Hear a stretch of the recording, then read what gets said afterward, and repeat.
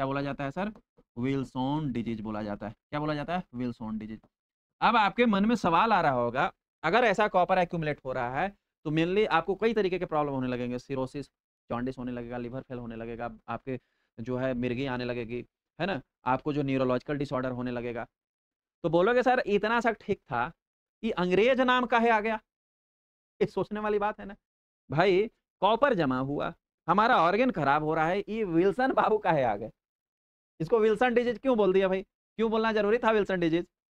इसलिए जरूरी था क्योंकि इसको सबसे पहले जो खोजा था उसका उन सज्जन का नाम था doctor human, doctor Samuel Alexander, Samuel Alexander Wilson.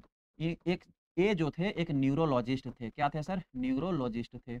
तो इनके पास एक पेशेंट आया, कब की बात है सर? 1912 ईस्वी की बात है। 1912 में इनके पास एक पेशेंट आया, उसको न्यूरोलॉजिकल डिसऑर्डर था और उसको जॉन्डिस भी था। फिर इन्होंने कोरिलेट किया इसको और फिर पूरा पता लगा कि इसको कॉपर एक्यूमुलेट हो रहा है और फिर उसको जीन थेरेपी कर जीन की डायग्नोसिस करवाई। तो एटीपी बी जीन जो था, एटीपी बी जीन जो मैं अभी कह रहा था, एटीपी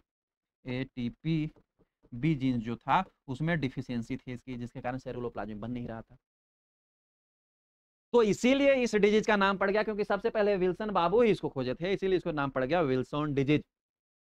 विल्सन डिजीज में क्या होगा सर? विल्सन डिजीज में होगा कि आप अगर प्लाज्मा में टेस्ट करोगे तो सेलुरोप्लाज्मिन जो है वो क्या आएगा सर? वो डिक्रीज आएगा।